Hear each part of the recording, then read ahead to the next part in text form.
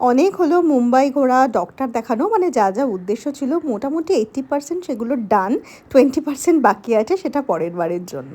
তো যাই হোক, সিএসএমটি পৌঁছানোর জন্য, মানে যেখান থেকে আমাদের ট্রেন ছিল, দুরন্ত ট্রেন ছিল আমাদের, তো সেটা ধরার জন্য আমরা তাড়াতাড়ি করে বেরিয়ে পড়েছিলাম, বাট 3 মিনিটের জন্য না ট্রেনটা মিস করে গেছিলাম। মানে যেটা ধরে আমরা সিএসএমটি যাব, গিয়ে দুরন্ত ধরবো সেই ট্রেনটা। তো যাই হোক, এখানে যেরকম শিয়ালদার আগে ট্রেনটা অনেকক্ষণ দাঁড়ায়, সেরকম সিএসএমটির আগেও নাকি দাঁড়ায়। তো সেই কারণে তো বেশ টেনশনে পড়ে গেছিলাম। তো ফাইনালি আমরা একদম মানে ট্রেন ছাড়ার 45 মিনিট মতন আগেই পৌঁছে গেছিলাম, আর সুন্দর ধীরে সুস্থে এনকোয়ারিতে জিজ্ঞেস করে চলে গেছিলাম। তো তারপরে আমাদের মানে টি কিট যেটা, সেটা দিল, স্ন্যাক্স দিল। তো সব কিছু খেয়ে এবার আর কি, মাইলের পর মাইল এরকম বন জঙ্গল পাহাড় পর্বত পেরিয়ে নিজের শহর কলকাতায় ফেরার পালা। তো যাই হোক, ট্রেনটা 5 ঘন্টার মতন লেট ছিল।